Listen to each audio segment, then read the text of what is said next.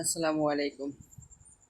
রাষ্ট্রবিজ্ঞান বিভাগের আজকে পরীক্ষা হয়েছে 22 তারিখ, থার্ড সেমিস্টার। তো আজকের উত্তরগুলো আমি বলছি। প্রথম উত্তর হচ্ছে, সমৃদ্ধ জাতিপুঞ্জ কোন সংস্থা বিশ্ব বিবেক বলা হয়? সাধারণ সভা। নিরাপত্তা পরিষদের অস্থায়ী সদস্যদের কার্যকাল মেয়াদ 2 বছর। কে সাধারণ সভাকে twin meeting of the world বলেছে? গেটেল। সমৃদ্ধ জাতিপুঞ্জের 193তম রাষ্ট্রের নাম হচ্ছে দক্ষিণ সুদান। বিশ্ব ব্যাংক সদর দপ্তর হচ্ছে ওয়াশিংটন ডিসি। ঘটনাগুলি পরপর সাজাতে বলেছে, তো প্রথমে আসবে ভারতের সংসদ বা পার্লামেন্ট হামলা, তারপরে আসবে মুম্বাই হামলা, তারপরে আসবে ইউরি সন্ত্রাসবাদী হামলা, তারপরে আসবে পহেলগাম। তাহলে অপশন 3টা থাকবে লাস্ট এবং 4 নম্বরটা প্রথম, অপশন বি। 7 নম্বর প্রশ্ন বলছে যে অপ্রথাগত নিরাপত্তা হুমকি কোনটি? হচ্ছে পারমাণবিক বিস্তার। 8 নম্বর প্রশ্ন হচ্ছে প্রথাগত নিরাপত্তার উপাদান নয়, অর্থাৎ অপ্রথাগত নিরাপত্তার উপাদান কোনটি? হচ্ছে অস্ত্র নিয়ন্ত্রণ। যে ভারতীয় পার্লামেন্টের রাজ্য পুনর্গঠন আইন পাস হয় 1956 সালে 31 আগস্ট। কত সালে জম্মু কাশ্মীরের 370 ধারা বাতিল হয়? 2019 সালে।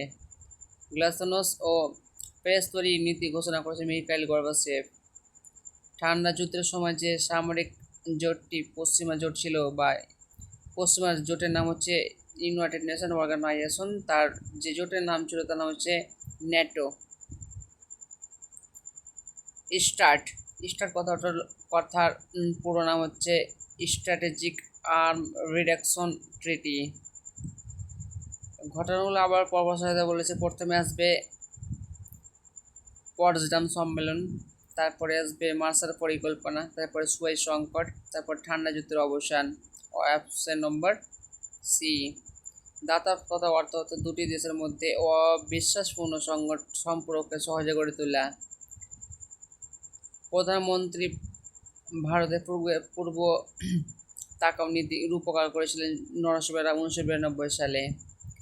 ভারতের দ্বিতীয় পারমাণবিক পরীক্ষার সাংঘাতিক নাম ছিল অপারেশন শক্তি 1998 সালে।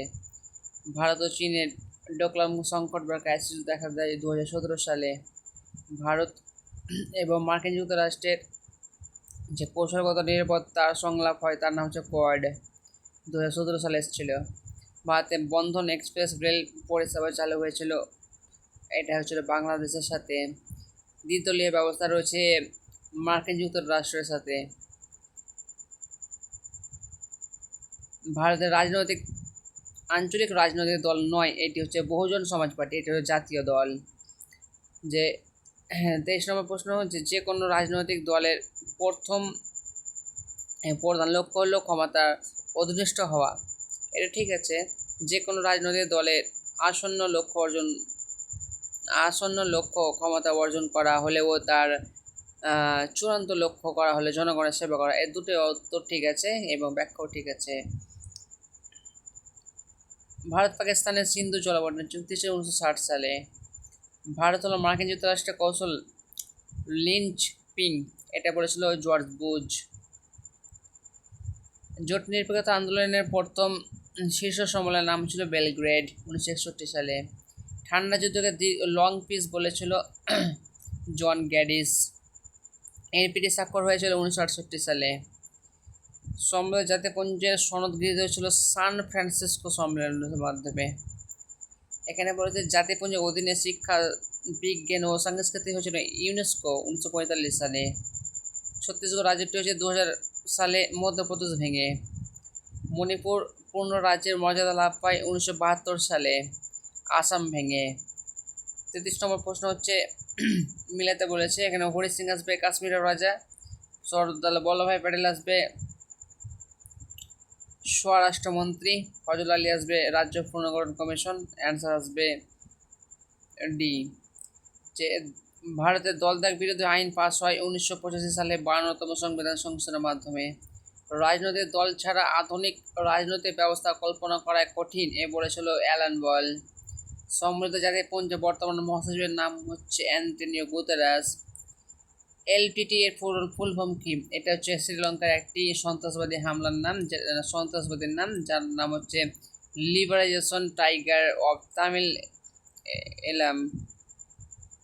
মানবাধিকার দিবস পালিত হয়েছে 1948 সালে 10 ডিসেম্বর।